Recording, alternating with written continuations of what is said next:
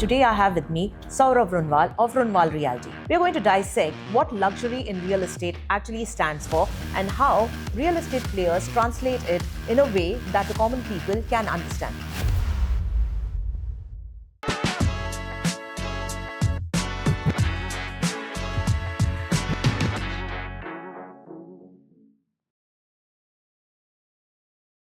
Your company has been around from 1978, right? Yeah.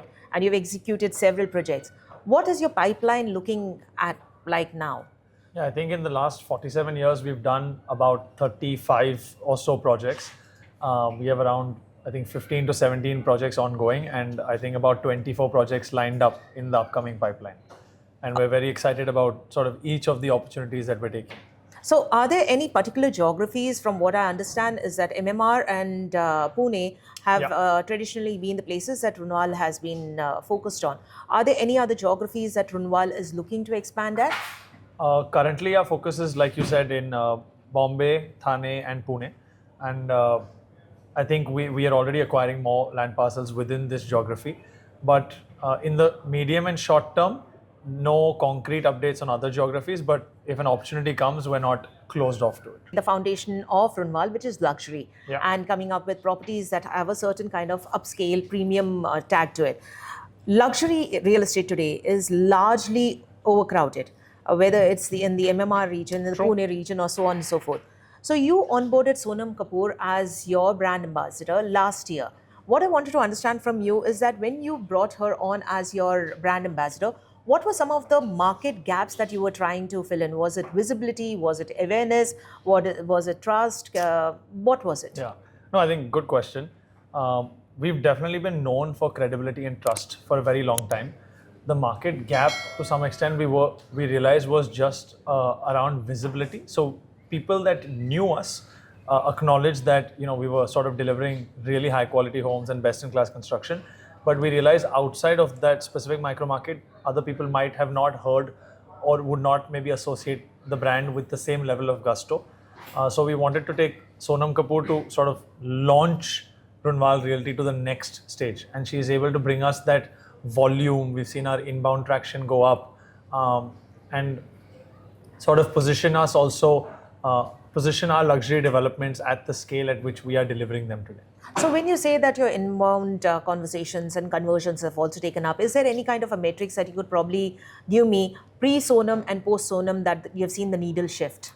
I think difficult for me to quantify it, but we've definitely seen a lot of a larger outreach. So I would say the area from where our customers are coming has expanded, so the volume has gone up. And instead of say outbound marketing, we're seeing a lot of inbound requests come. So people are actively looking for not just a 2-bed home in X vicinity, but they're looking for a Runwal 2-bed home in X vicinity. So adding that word means that you're consciously active of our brand, and that the brand is doing its job and sort of communicating that message. And of course, then it translates to the delivery story, how we perform.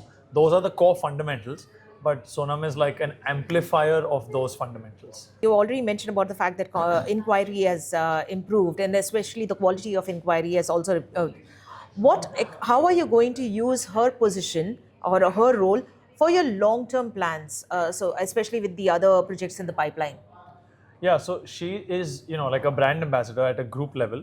So she's going to be associated within the duration of the contract with all the project launches that we do. And most of our project launches have been recently in the luxury space, and we're trying to be whatever project we bring, we try to be the best in class in that vicinity. So the first choice for consumers when they're deciding in a certain vicinity. So yeah, I think Sonam's story is part of every single project because she's taken at a brand level. Okay, so when you're talking about luxury, right? So what I do understand is that earlier Runwal had a product-led communication, Yeah. where you talk about the various properties that you have. True. Now you've recently moved to the philosophy of building for generations to come. So when you look at it from that lens, how exactly do you do this demarcation of building from a product perspective to building for generations to come, kind of creating a legacy in the real Yeah. estate market? I think, we definitely transitioned more from product-led marketing to now lifestyle-led marketing. And I think that's, in our conversations with customers, we found those are sort of the pain points that customers are having. They want the freedom of time, they want the freedom of space, they want the freedom of family, and all of that comes from really, thoughtful design, building an ecosystem. Um, so I think that's what is sort of allowing us to bring that focus back by focusing on all these three aspects of the development. So the campaign last year was largely, like I said, building for generations to come. Are you Yeah. going to continue with that kind of a campaign, or are you Absolutely. going to add additional legs So to it? it's not just a campaign, it's actually what we believe. Like it's our ethos. Like when I sit down with design, I'm thinking this, I'm building this for generations to come. It's not just a tagline, it's what the fabric of the company is. And the idea is, like I mentioned earlier also, that we want to build a home that when a father buys it, he's so proud to leave for his son, and when a son inherits it, or whatever, son, daughter, whoever inherits it, is equally proud to accept it. So we're taking a very long-term approach to, we've been here for 50 years, and hopefully we're here for another 150. So you're in a market, in a category where buyers actually scrutinize every aspect, whether it's price, location, like you said, access, accessibility, and more importantly, delivery timelines. So how do you ensure that the emotional narrative of building for generations to come actually ties in with rational decision making in this high value category? Yeah, I mean, if you think about it, I feel like real estate buying is a super emotional decision. Like you have like rational around it, but eventually it's a decision of the heart. And like you said, with the space being cluttered, it's even more important for people to recognize our specific brand. So people have become more brand conscious. They're actively looking for brands that denote trust, luxury, high quality.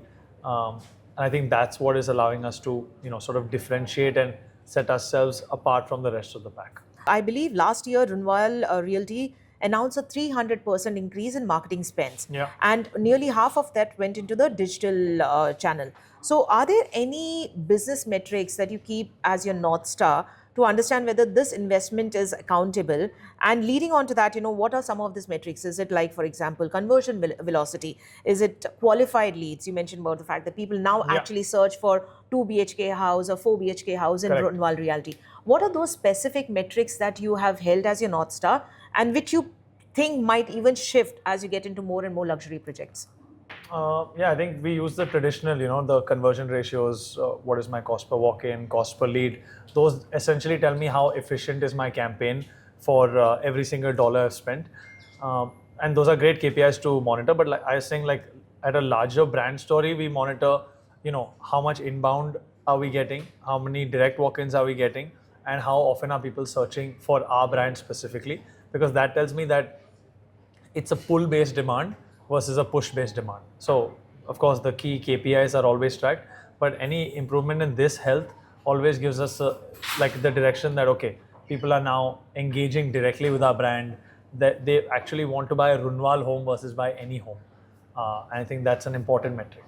All right. So the other thing that you say also when it comes to marketing and real estate marketing specifically, out of home and print have been the traditional media that players have adopted to. Yeah. But now we are seeing digitization become a lot more important as a marketing channel, especially for the kind of cohorts who are investing in luxury platforms. Correct. In this kind of a space, how is it that you try to ensure that there is consumer engagement also, which is not a one-way flow? No, it's a good question. It's, I think, one of the more tricky things to do also, right? It's like it requires a lot of innovation, really understanding the consumer well.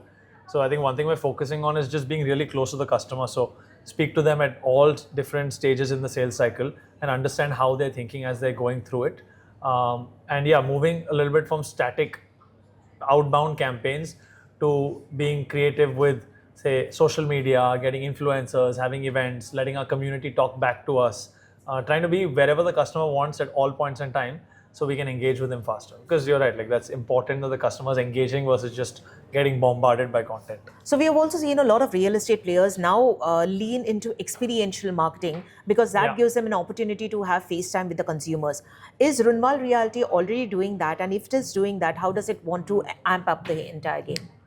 For us, experiential is, like your experience at every single touch point should be very positive. I think you'll see a lot of that in our sales offices when you come and walk in. It's very thoughtfully designed. Every touch point has become very seamless.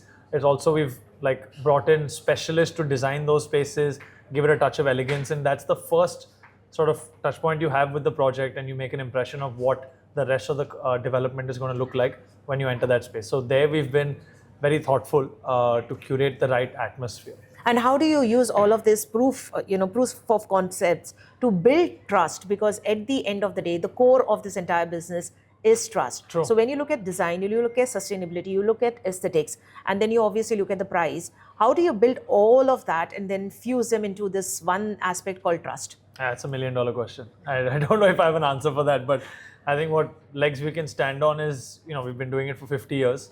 So nothing says trust like your proven track record. And the intent is to continue doing that, like I said, for the next how many ever years, God willing. Okay, great. Thank you so much, Saurabh, for taking the time to speak to Thank you so much for having me. It was a pleasure. Thank you. So if you like the video, here's what you need to do. Click like, follow, and subscribe our channel. Hit the bell icon right below. And more importantly, drop us your comments. So go on, do your thing.